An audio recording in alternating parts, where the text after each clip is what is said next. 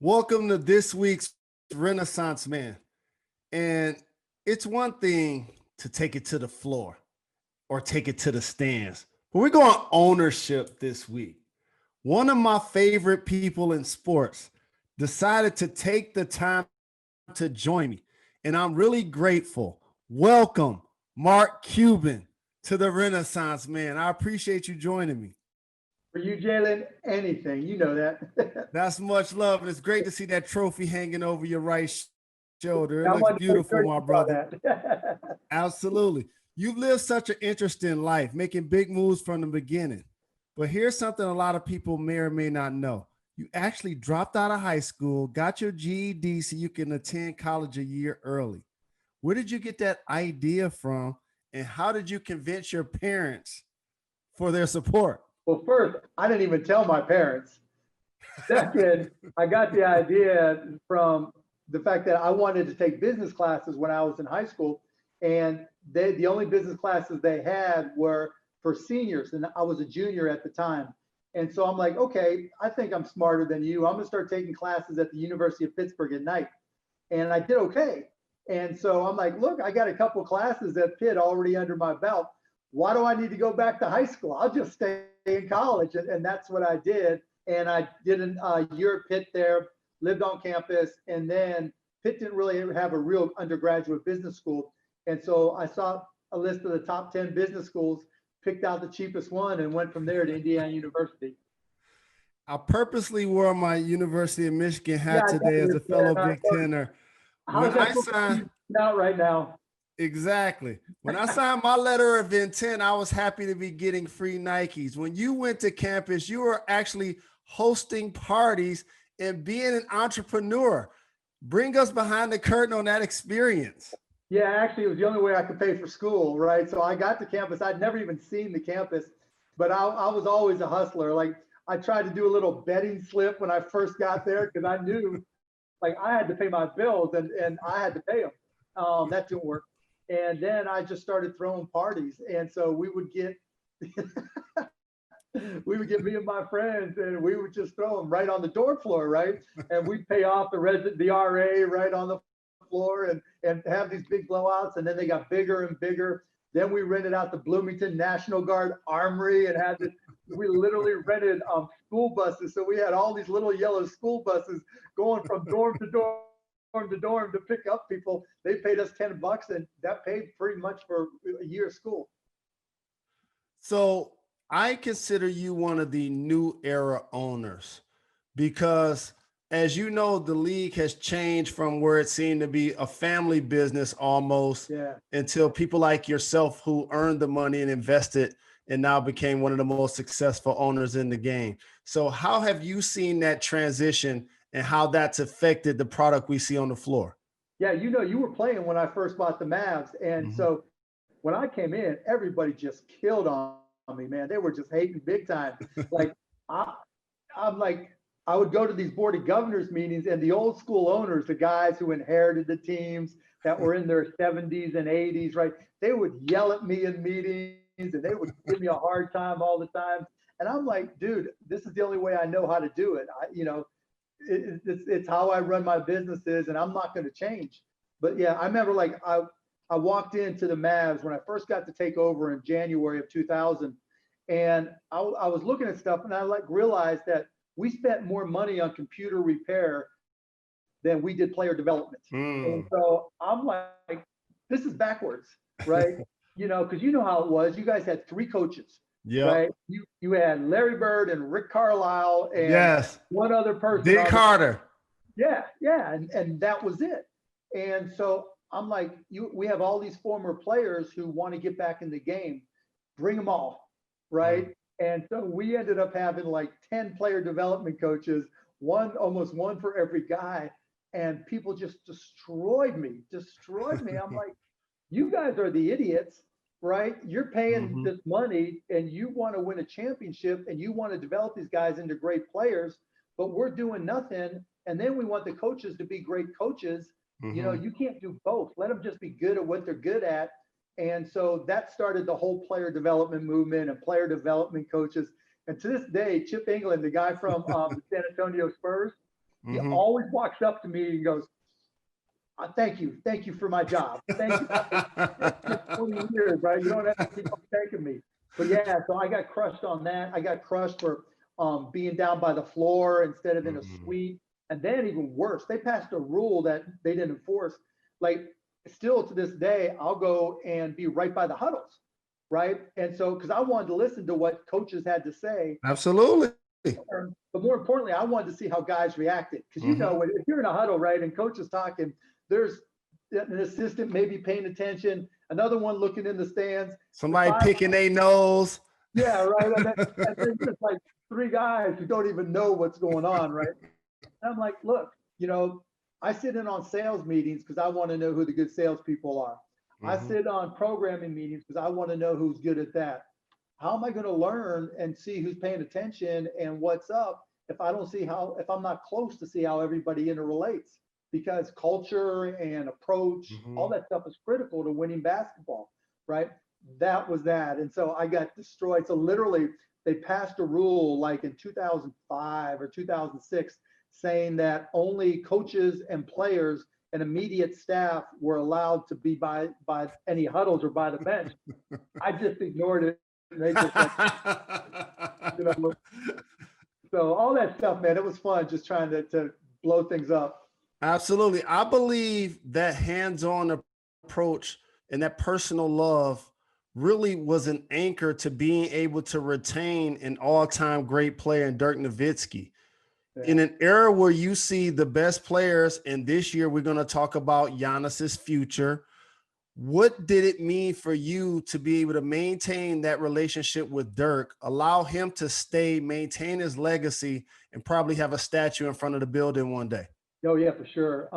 We grew up together. He was new. He had just come from Germany. His English was good, but not great. And me, him, Nash, Michael Finley, and then Mhm. Jawan Howard, your Mhm. old buddy Howard Yes. Isley. We used to all go out and hang out together, right? And so I got to know them really, really well and what was important to them and see how hard they worked and really got to understand what it was like to be an NBA player. And just, growing together like that really made me appreciate everything that Dirk, all the work that Dirk put in. And so, yeah, guys, people don't realize what's involved. I mean, you obviously do. I mean, it's painful. There's not a whole lot of businesses where guys are expected to just go get surgery, right? Mhm. And then just work away. Right. Yeah, you're an accountant. Yeah, go get that hand surgery for your You'll accounting. be back in a couple of Yeah, weeks. really. Yeah, that's right. What do they say? What do the doctors say? Oh, he's out 6 weeks. Okay, be back in 4. Right? You get to really appreciate just the amount of work and mentally and physically the toll it takes. And when someone's willing to do that for you for 20 plus years, you got to respect that and reward it. What about the advanced scouting, not only of yourself, but of your organization? Because as the international players start to be more predominant in the NBA, and I remember when Sabonis and Detlef Schrempf and Yep. so many different players, Tony Kukoc, were before Dirk actually happened. And then now you have an international superstar in Luka Doncic, and you paired him with Kristaps Porzingis. You guys have a special future. So what is it like almost seeing Dirk and that international flavor kind of be reincarnated in a lot of Yeah, it's ways? different now because back then people didn't really like it, right? Especially with the Mavs, and then some to the Spurs. It was like, oh, you're drafting another big white stiff from some country. And it's like, no, Dirk's not a stiff, right? Now we've had a few of those, but yeah, I mean, and then once people from the overseas got to watch them play, and now you're seeing a lot more with Africa, where you're seeing the development of players in Mhm. Africa who are Yeah. coming over, and they're looking up to the Serge Ibaka's and the Siakams, and Yes, and indeed. they're setting the example, just like Petrovic and Dirk and all those players did for Mhm. European players. And so we don't care where they come from. I just want the guys who can play. I don't care if they're purple, orange, or yellow. If you can play and help you win another one of those things, you're my best friend. But Dirk really, he set the tone. And you see things like that. The biggest difference, I think, is you know they get a chance to go back and play for their home country, just like guys here play for the Olympic team. And you can see how special it is to them. And then you can Mhm. see the response. of their home countries when they do those things. It's not a little deal, it's a big deal. One of the things that you did that was a big deal that you may have not realized is when I played in the league, it literally was like owners handled themselves in one room and kept a one conversation, and the players were kind of separate. You kind of broke down those barriers in a lot of ways based on your relationships with players. I remember you were one of the first owners to have food for the team after we played on the road, and you made sure your teams had like computers and laptops and whatnot available to them. So you translated that into Shark Tank, which is one of my favorite shows, and it's a long-standing show. So doing that show, what are some of the things that you learned, but also you want to show your players because you know that they get bombarded with business investments constantly? That's an interesting question. And by the way, Shark Tank's on every Friday night on ABC. I'm still a Yes, fan, indeed. right? No, it's a really good question, Jalen, because guys see the show as well. You're bored and you're on the road, and there's repeats all the time. And I was just talking to Boban this morning. We all had to go down and get tested, right? And he was like, "Yeah, when I was in the bubble, and I was watching Shark Tank every show, and da da da da da." And so I'll talk to guys because you guys get hit up with business deals all the time, but you may not have the background to make the best decisions or even Correct. to know who to trust. And so there's a lot of times I'll talk with guys about potential deals and give them feedback, and 99% of them are not good deals. And so I think, some of the things I learned in Shark Tank that I, try to convey to the guys is, if it sounds too good to be true, it probably is. And just because you grew up with somebody and they know more about business than you doesn't mean they're good at business. And you've got to really, really be careful. Like, there's a guy that I'm good friends with now who just realized somebody was ripping him off. Wow. And that happens all the time. And you just got to really be careful. Knowing that you were going to be on the show, and I'm honored to not only do a podcast, but write a column on you this week at some point as well, is that the theme I decided was fortune favors the bold. And watching you continue to progress as an owner, but also an individual, has been really astonishing. So how have you, being amongst your fellow owners, but also a champion and really passionate about the game, still maintain your personality? Because I know sometimes they want you to look a certain way, speak a certain way, sit with a certain decorum. Like, so how are you able to maintain your love and your passion and still be yourself when I know that you have those pressures? Yeah, it's not pressure to me at all, Jay. I mean, it's like when I first got in, it's like I just decided I was going to be myself. And either you were going to accept me or you didn't. And I didn't care one way or the other. And now that I've been doing it so long, they're kind of used to me. It's just like, okay. And plus, I think they respect the fact that I love the game. I didn't come in, this is an investment for me. I didn't come in and say, this is only about making money. I'm still that guy, in normal times. If you come out early to get shots up in Dallas, I'm out there getting shots up, right? If you go down to the practice facility and these last couple of days, and there's one guy in the back that looks like he's old and slow, it's because he is, it's me, and I'm still getting shots up. To me, everybody does different things to relax. Some people listen to music. I get to block out when I'm out there getting shots up and I hear that sound of the ball going through the net, and you get on a roll and I'm like hitting, a bunch of threes in a row. Stops, right? There is no pandemic. Right? and before the pandemic, going to play pickup a couple of times a week, I'm getting moving further and further back. The old man basketball comes into play, but yes, indeed. But just because ball is life, right? That's still who I am, and that's still what I love.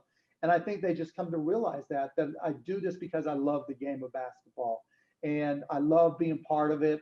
And if I didn't own the Mavs, I'd still be out there getting shots up all the time in some park somewhere, just doing it because that's who I am. And I think that's what they've come to realize.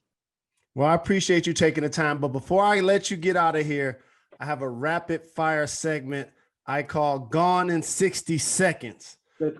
I'm going Go. to try to ask you some rapid fire questions. Please answer as fast as you can. Are you ready to do this, Mr. Mark Cuban? Yes, sir. Let's go.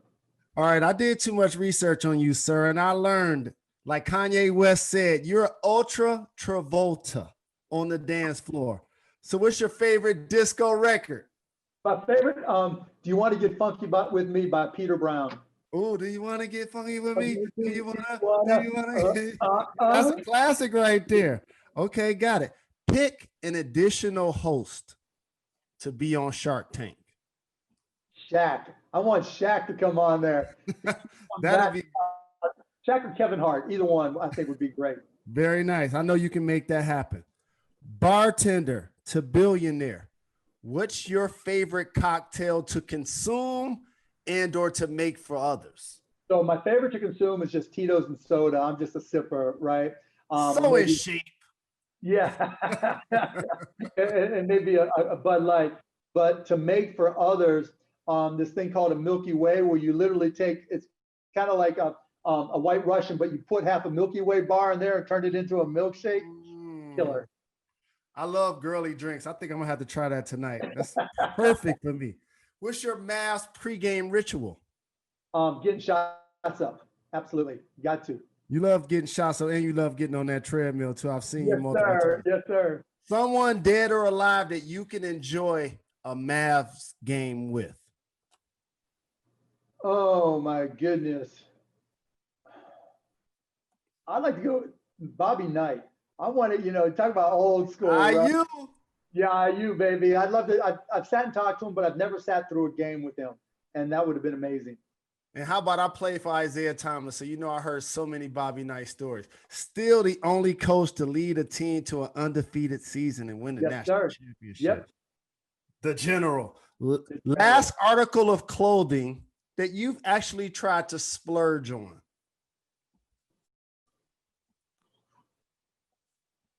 Oh, I bought a Tom Ford suit. That was it. That sounds like $3,000-$4,000, Mark. Yeah. That's a big splurge for me. That's a big splurge for me. Last question, and I appreciate you taking your time. Yes, sir. Who ends up with more championships, Dirk or Luka? Definitely Luka. No question. I agree. I love Dirk. Dirk got one, but Luka's the man. Boy, he's in the gym. He's a gym rat like Dirk was, but Luka's his own man. He's going to set his own path. He's not like any other player. I mean, maybe personality, charisma-wise, like Magic, but on the court, what he does, not many can do. What are one of the essential lifestyle investments you've made physically or mentally into yourself once you became an owner and you started to grow and learn a lot more about yourself in the profession? Like not expensive type thing, just a personal thing. I became a vegetarian. Doesn't cost me anything, obviously, but made me feel a whole lot better. Because I love the steak, boy. I love the big juicy steak, but my body just feels better now. And so that was probably the biggest lifestyle change that changed my life. Mark, the NBA did an amazing job of completing its season in a bubble in Orlando, getting to a champion. And I believe no asterisk should be attached because it was well done by the NBA and its players. But I know you as an owner are also an avid sports fan. And you see the NFL in particular trying to complete a season, not playing in the bubble, so many games getting suspended, so many great players missing games. Do you have any worries that the NBA are going to run into some of the issues that we see now having with the NFL? Yes, absolutely, positively. And it wouldn't shock me if the team with the fewest missed games for COVID cases is at the top of the standings when we get to the playoffs. Would not shock me at all. Being in a bubble where everybody's getting tested is one thing, but traveling makes it tougher. Now, I think we'll do better than the NFL only because we only have the 17 guys, and smaller travel parties, whereas they have huge, groups of people. But yeah, it's certainly a concern, and it's something we talk about every day because people may not realize, but now getting ready to start training camp tomorrow, basically, we're getting tested every day. And once we start games, we'll get tested twice a day. Wow. Yeah, and so there's a lot of things. If you're going to be part of that small knit group that can be in the gym and go to games, then you have to get tested twice a day. And so and talking to each and every one of the guys, we've been real clear that, if this is important to you, as hard as you've worked on your game, you have to work just as hard being careful. And, it's something that is a concern because, the NFL, they can move things around because there's only one game a week. Correct. 3-4 games, right? And it's also, there's going to be so many things that it can change. So we're trying to be really diligent and really careful. And the guys, look, they learned from the bubble just how important to do it right is. So hopefully that'll carry over. Well, thank you very much, Mark. I really appreciate it. You got it, Jalen. Anytime. The interview was great. I'll be reaching out to you, and I'm going to write a column on you. Hopefully you get some great feedback on it. I hope so. And don't forget, Friday nights on ABC, Shark Tank. Yes, indeed. ABC, Disney Family, ESPN, all day. All day.